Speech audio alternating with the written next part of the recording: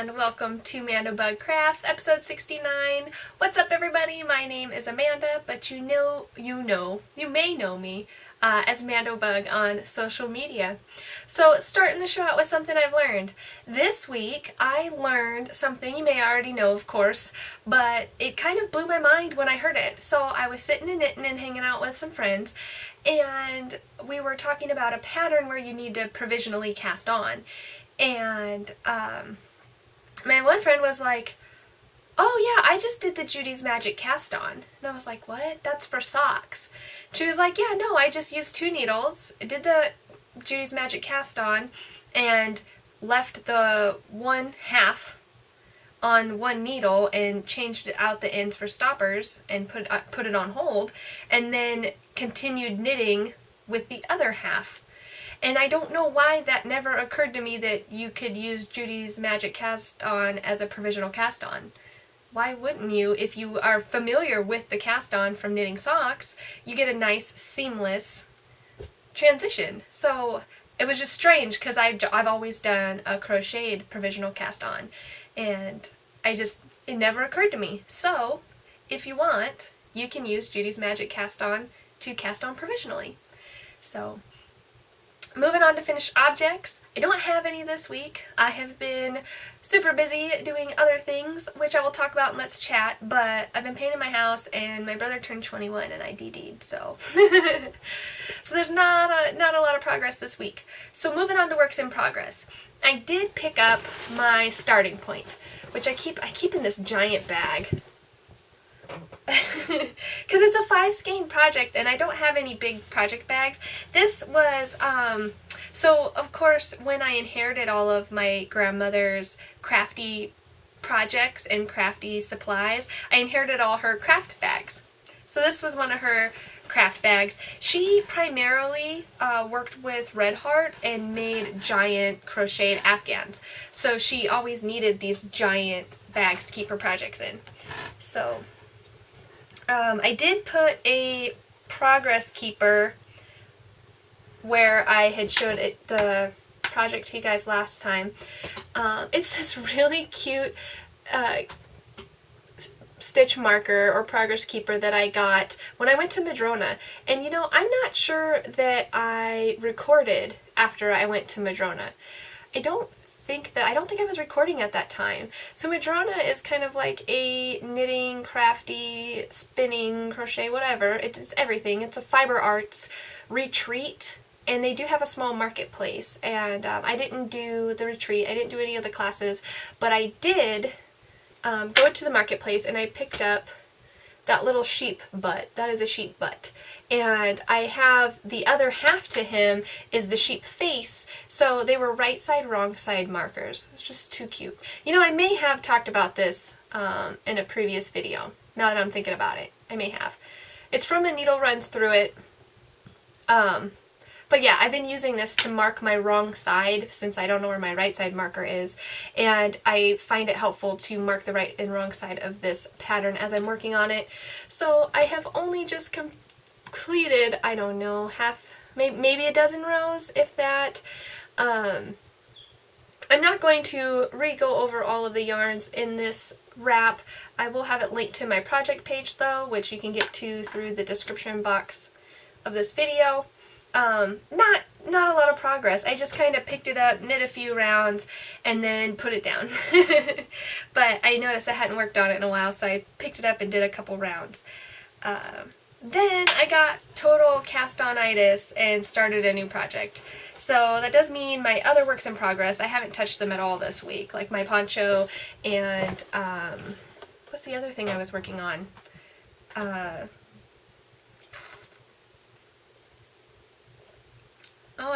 I don't remember. I have another project.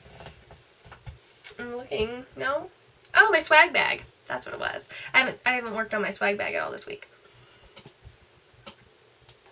But I started this guy. This is Paulina. It's a Cocoa Knits pattern, and it's like this open, airy, layering piece. And I'm knitting it out of, so you get nice and close. Is it gonna focus? This is BC Garn Tessa Tweed. It's a 100% silk. Let's see. Yeah, it's just 100% Tessa silk. So, and I'm knitting it in this, what do they call it?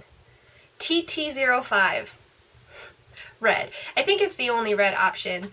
I've got it caked up here. And I cast this on at the bar. I've got it in this bag that I made. I don't think I've shared this on the podcast. So for Christmas, one of my coworkers made a really nice tall box bottom bag like this. I think it's on the kitchen table. It's got another one of my projects in it that I can't show you. But I absolutely loved it, so I got some more sheep fabric myself, and I made a second one because it's nice. It's got a nice box bottom, and then it's really, really tall, and a drawstring bag. I love the bag she made me, so I just kind of eyeball copied it and made a second one. So I had my cast on.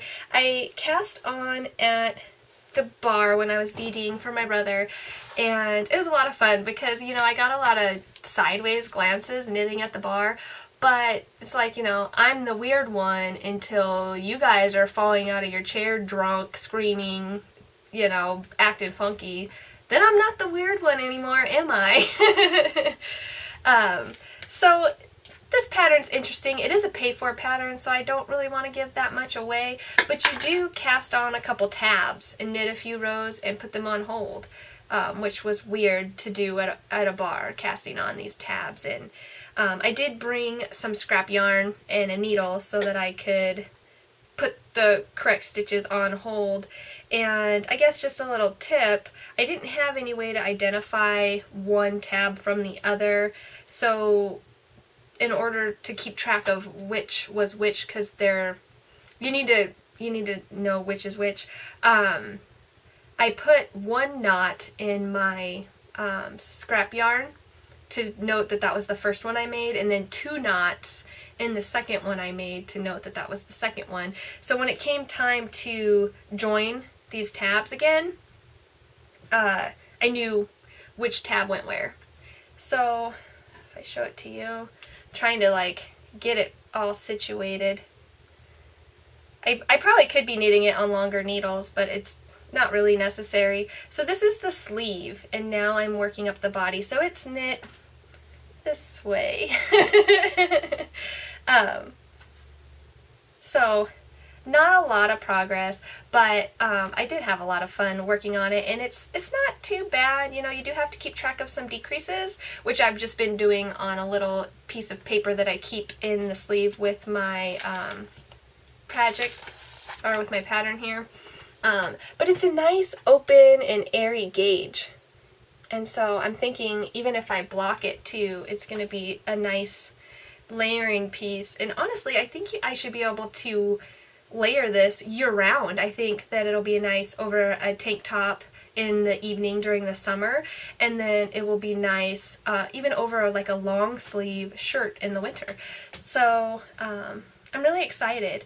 When I was picking out this project, originally I had grabbed this like dark blue-gray color, which I did at work, right? So I work at a local yarn store. When I lived in Georgia, I didn't live near a local yarn store, so I ordered all my yarn offline. Now that I live kind of near and work at a yarn store, the benefits are absolutely amazing. So I had people to help me pick out my color, and you know, so there were people I could throw back and forth ideas with to really help me decide what I wanted. And of course I got to touch the yarn in person, see the yarn in person, put it up next to my face by a mirror. So I had originally grabbed this like dark bluish gray, and I don't want to use any names because I don't want to go against anyone's privacy. So I'll just say someone that was there with me was like, you know, I think the red is you, the red's more you. And I was just like, what? I'm not going to knit a red shirt. That's bright. I'm not going to wear that. But the more I kept thinking about knitting just another gray item, and then all I have is gray knitwear in my wardrobe. I was like, you know what? No, I really do. I love this red, and I've wanted red hair this color ever since I had it when I was 16, and I stopped dyeing my hair after I was in the military. The only thing that's kept me from dyeing my hair now is the upkeep. I'm not sure that I would be able to keep up with the maintenance as much as I'd really want to, but I'm so glad she talked me into the red, because she's right. The red was my color the whole time. I just didn't even know it. And now that I'm knitting it, I'm in love with it. It's very fall. So, but it could work in the summer too, and it fits with my wardrobe, my dark wardrobe. So I'm happy she talked me into it. And if you look up close, the tweed colors, some of it's orange.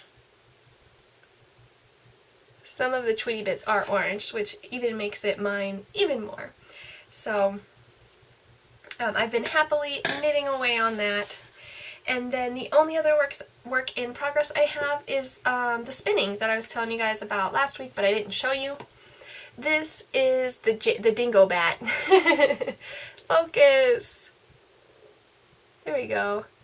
This is the dingo bat I was telling you about. It's spun pretty fine and not very, it's not that my spinning's not consistent, the processing. I wasn't very consistent in my processing. There's some bumps here and there and a little bit of edge matter. So this was just one bat I had, and I decided to stop because I didn't weigh anything. So I was like, well, I'll just spin a bat and see how much this is. Then I'll weigh and decide how many plies that I'm gonna do after that. But once I finish this bat, I stopped spinning. So I am. You guys probably saw it coming with my slow Tour de Fleece crash, but I've pretty much crashed and I'm out of the race. I chalk it up to a complete crash and burn. I haven't spun. I've just been doing other things, and like I said, I've had a lot of stuff outside of work and stuff at home, and family things, and so that family things makes it sound bad. I'm talking about my brother's 21st birthday family kind of thing, not like family problems. Family things. So, I just haven't done as much crafting, and I really haven't gotten to the spinning, and I just don't want it to, like, once something like that goes from being a fun challenge to a stressful challenge, I'm not even going to put energy into it. I'm just going to chalk it up to a loss and let it go. That's not the point of crafting. The point is to enjoy yourself and have fun. Once it starts to feel like a chore, it's not. You're doing it wrong. So, that's all I've done. I may spin again soon, but I'm enjoying my other projects more right now, and since I only have a limited crafting time, I want to be doing what I want, not trying to force myself to do something I just don't feel like doing, I guess, really. So, moving on to check it out. This week I got to hang out with the Hand Stitching Guild at work, which was a lot of fun. And so I got to see this, a lot of stitching that is Alabama Chanin. So I don't know if you guys have ever heard of or seen of Alabama Chanin patterns and fabric and thread, and it's these hand sewn garments, and they are absolutely beautiful.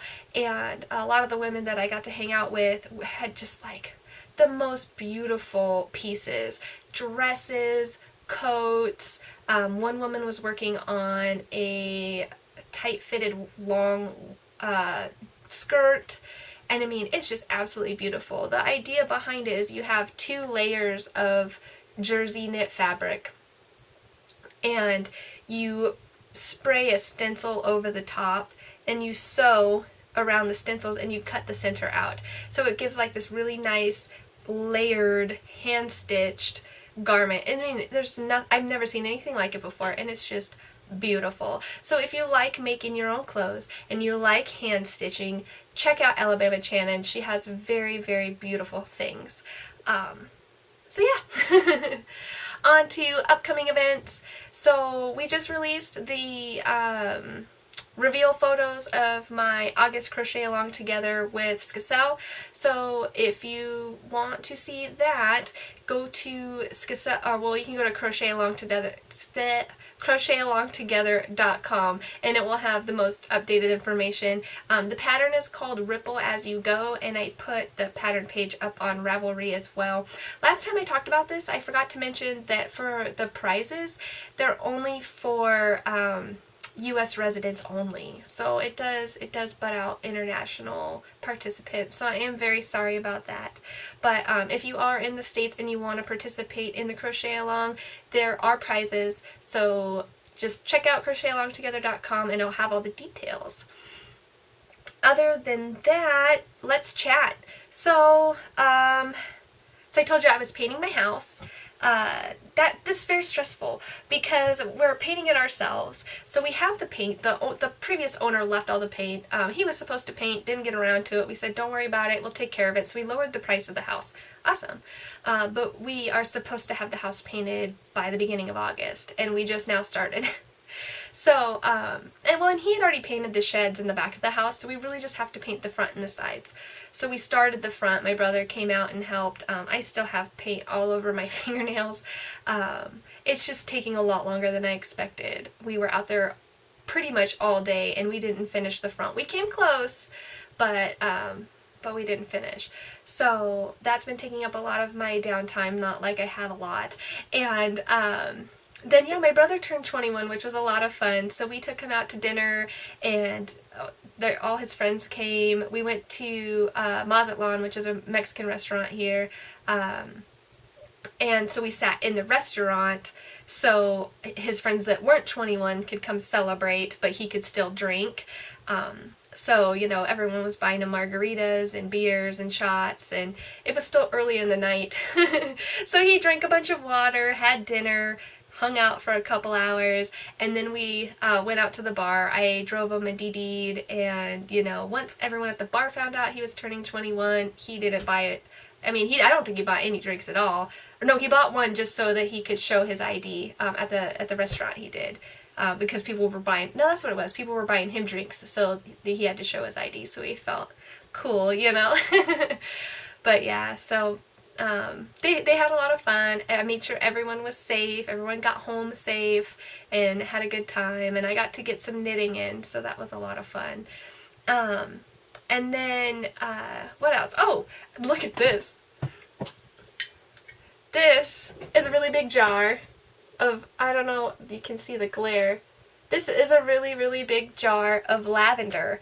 So I have a giant lavender bush in my front yard, and I was like, you know, I want to use it. I don't know how to harvest it. So I went straight to the internet, and it said, you know, wait till, you don't want the lavender to have bloomed, but you want it to get it like after it started blooming, no more than halfway bloomed. So I waited, I'd say it was just shy of about halfway bloomed, and I collected it into little bundles, hung it upside down to dry in my closet. And it's been about 4 days now, so I just took the bundles and rubbed them together over a bowl, and then I've got them in this sealed jar now. And, oh, it's potent. It is so potent. I don't know what I'm going to do with it yet, but from what I've seen on the internet, there are so many things you can do. You can straight up leave it as it is and make little lavender sachets and put it straight in your bath. I was reading you can sprinkle it on the floor before you sweep or vacuum, and it will, like, make everything smell good. You can infuse it in vodka. You can infuse it in oil. You can make body scrubs, bath salts. I mean, there's a ton and ton of things that you can do with it. I'm thinking that it will be great to make some Christmas time gift things with. I just don't know exactly what yet. I've seen really, really cute linen square lavender sachets with crocheted doilies sewn on top. I think those would be really cute holiday gifts. Or even, you know, just the lavender oil, or like a lavender exfoliator scrub or something with a little knit washcloth. I think those will be great ideas. So I think that may be in my future this winter. But it was a lot of fun to, I keep looking over at it, it was a lot of fun to collect it and harvest it, and it's exciting to have a giant lavender plant in my front yard. This is the first time we've ever owned a place, so it's exciting that, I mean, we rent the land, but I mean, it's pretty much ours. There's very minimal rules about, like, don't do this with your land, so, or on our land, I guess you could say. And most of those are like visual things, like you can't have garbage everywhere. I wouldn't, but, so yeah, that was a lot of fun. My garden is growing very nicely. Peppers, bell peppers, jalapenos, tomatoes, they're slowly coming in. I'm getting flowers on my pumpkins, so hopefully those will be coming in soon. And the raspberries just like prolific. We are probably picking 2 cups every other day, 2 cups of raspberries. So I just keep washing them and freezing them. So I probably have, what, 6 cups of raspberries in my freezer right now, and I just made a lemon raspberry yogurt loaf cake. It's really, really good. I went a little heavy on the raspberries because I have so many. I think it would have been better had I not gone overboard, but it's still really good. And then, oh, I've been brewing my kombucha. You saw me drink that. So this is my second brew, and it's not as good as my first. And my first wasn't the best either, so I'm definitely feeling the new brewer status. I was gonna do my cherry lime, but I thought my kombucha was ready, but it wasn't, and so I had pulled the cherry lime out of the freezer and left it in the fridge, but I think it went bad after a couple days because it just smelled funny. And so I went with my intuition and I tossed it. So when it was time to bottle this batch, I just had some little tangerines. So I squeezed the tangerine juice out and grated some ginger and put those in the bottom. So it's tangerine ginger, which is good. And the kombucha's not bad. It just is a weak flavor with kind of a beer-like taste. So I'm thinking it's just super yeasty, which I think has contributed to the fact that it's warm in my house.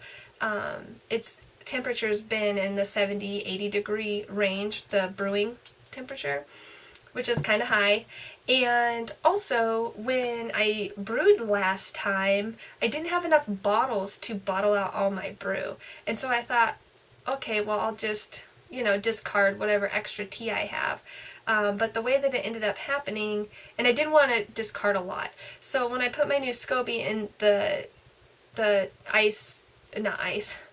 tea water mixture, I put the SCOBY in and I poured some of the bottom tea on top, and I filled it as full as I could without overfilling, but even then it went up into the neck of the vessel, and when that happens, the SCOBY will only grow that size because it's only getting air there, and the rest of the SCOBY was all underwater, so I think that may partially have affected it, but also the really, really good tea at the bottom wouldn't fit in the jar. The jar was too full, so the really good tea is what got tossed, and I think that may be what threw my brew off. So this time around, I made sure not to do that, but I still had more leftover starter tea than I needed. And also, I took video, so I'll have to show that too. But this time I split the SCOBY. So Lori had given me her SCOBY, and her vessel was super huge, and so her SCOBY was super big. And he didn't fit in mine very well, so I had decided after this brew that I was going to split and just keep what fit in mine. Not that it matters, but you don't want a SCOBY that's too big for your vessel.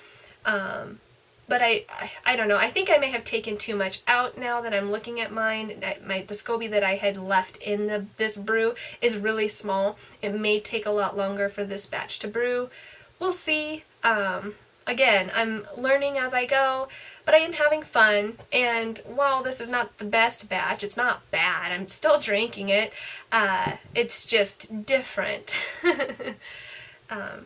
So yeah, so that's all I got for you guys this week, and I will chat to you guys